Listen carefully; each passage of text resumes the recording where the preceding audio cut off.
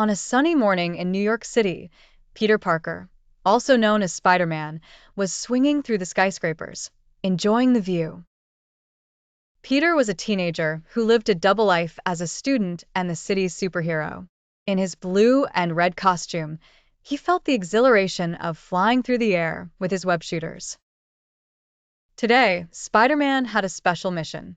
The neighborhood's favorite ice cream shop was holding a grand reopening after a renovation, and the owner, Mr. Leone, had invited Spider-Man to be the guest of honor. Peter loved ice cream, especially from Mr. Leone's shop, which he had been visiting since he was a child. As he approached the venue, he noticed a suspicious van parked nearby. Using his spider sense, he felt something was off. He quickly changed into his regular clothes and walked closer to the van. Inside, he overheard two shady characters plotting to steal the ice cream shop's funds. Peter knew he had to act fast.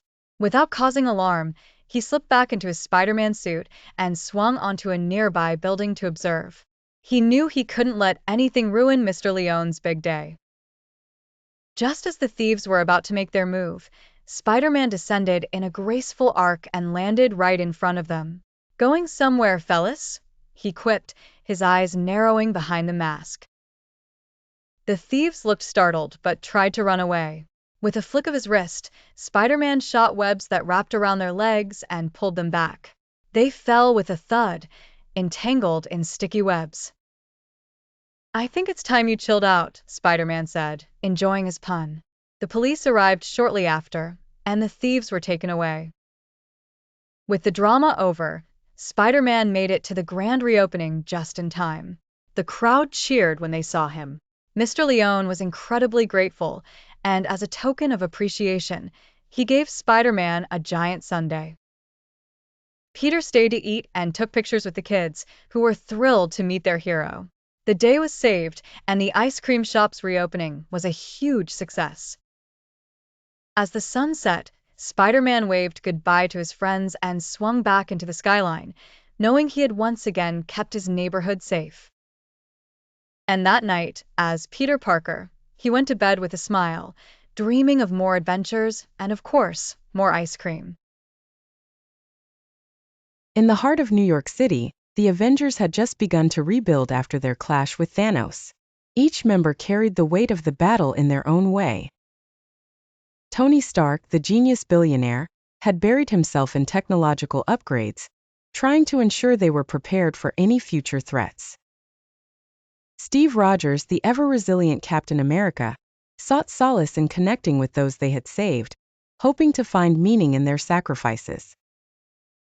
Thor, now king of Asgard, balanced his duties on Earth with the rebuilding of his home. Natasha Romanoff, the Black Widow, and Clint Barton, also known as Hawkeye, were tracking remnants of Thanos' allies who had gone underground.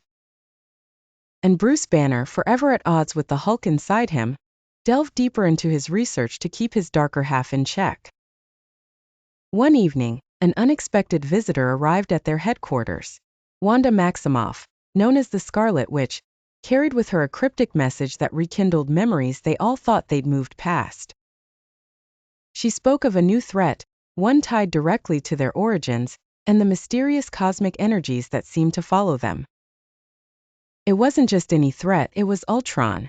Somehow, the artificial intelligence they had defeated years ago had found a way to return, stronger and more vengeful than ever.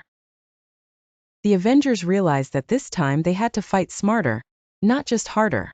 They split into teams, Tony and Bruce to understand the technological resurrection of Ultron, while Steve, Natasha, and Clint tracked down old allies who could provide hidden knowledge. Thor and Wanda, with their mystical powers, explored ancient texts and realms beyond Earth to uncover any cosmic clues. As they followed the trails, they discovered that Ultron's resurgence was tied to a secret experiment conducted decades ago by S.H.I.E.L.D., an experiment that had gone terribly wrong. This experiment had inadvertently opened a portal to a dimension where Ultron had been able to evolve, untouched and undisturbed. After piecing together the puzzle, the Avengers launched a coordinated attack. The final battle was intense and wrought with emotional turmoil. As Ultron's new form was fused with the energy of that other dimension, making him nearly invincible. In the end, it was a combination of Tony's tech, Thor's thunderous might, Wanda's unpredictable magic, and the unwavering spirit of Steve and the others that finally brought Ultron down. In the aftermath, the Avengers stood together, reaffirmed in their mission. They understood that their past would always echo through their future, but together, they were strong enough to face any challenge. Tony Stark lounged in his luxurious Manhattan penthouse, pondering the recent events. Since the Battle of New York, the city still bore the scars of the alien invasion. Stark Industries was at its busiest, developing new tech to restore and protect the city. As he gazed out the floor-to-ceiling windows, Jarvis, his AI assistant, interrupted his thoughts. "Sir, there has been an unusual spike in energy readings in the Bronx." Tony's interest peaked. "Any idea what's causing it?" "Not yet, but analyzing the data might help," Jarvis replied. Within minutes, Tony was suited up in his Iron Man armor, blazing a trail across the skyline towards the Bronx. As he neared the location, he saw flashes of green light, each one ripping through the sky. "Jarvis, scan for atmospheric disturbances," Tony commanded. "Already on it, sir. I believe the source is gamma radiation." A chill ran down Tony's spine. Gamma radiation meant only one thing: Bruce Banner, or rather the Hulk, was involved. Landing in the epicenter, Tony saw the Hulk being overpowered by an unknown adversary, a large robotic creature emitting pulses of green energy. Tony knew intervention was necessary.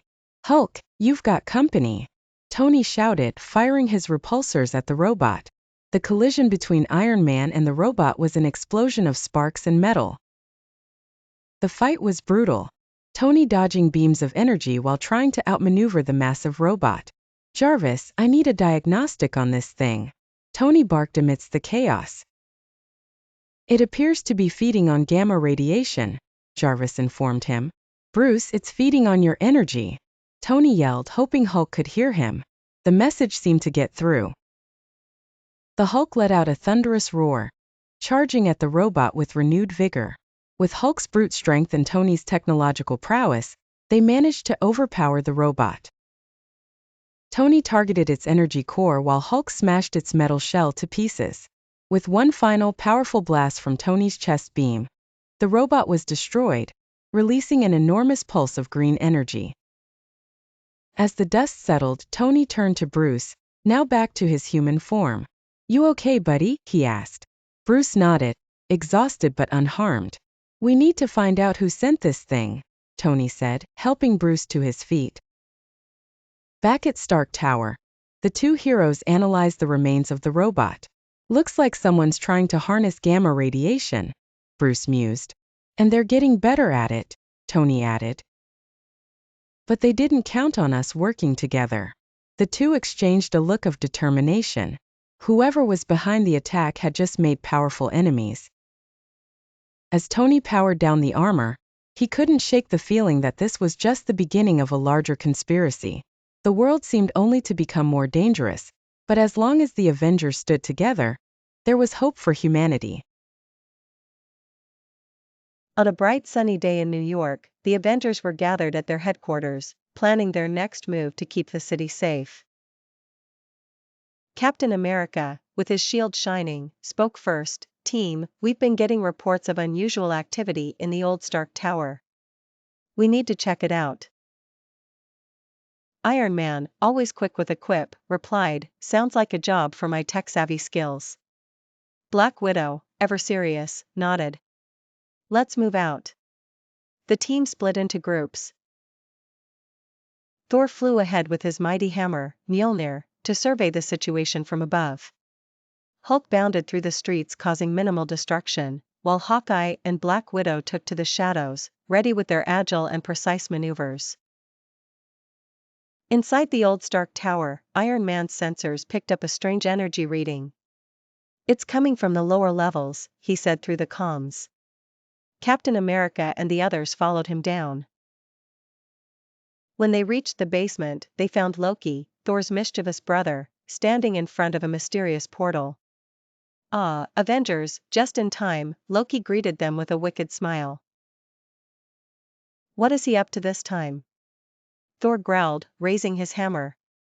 Just a little experiment, Loki said coolly and snapped his fingers. The portal began to glow brighter. We need to shut it down, Captain America ordered. Iron Man started tinkering with his suit, trying to counter the portal's energy. Meanwhile, Black Widow and Hawkeye distracted Loki, who retaliated with his magic. The Hulk roared and charged at Loki, but was halted by an invisible force field. I tire of these games, Loki laughed. Just as hope seemed lost, Iron Man cracked the code. I've got it. Cap, throw your shield into the core. Captain America wound back and with all his might flung his shield into the center of the portal. A blast of light engulfed the room and the portal imploded. When the smoke cleared, Loki was on the ground, his magic subdued. Thor bound him with special cuffs designed to negate his powers. Your tricks won't work this time, brother, Thor said firmly. The team emerged from the tower victorious, Loki in tow. Another day saved, Iron Man quipped. Indeed, Captain America said, looking at his team proudly. They knew that as long as they stood together, no challenge was too great. And so, the Avengers returned to their headquarters, ready for whatever adventure awaited them next. Their bond as a team was stronger than ever, reminding them and the city of New York that heroes weren't just individuals with powers, they were united in their cause.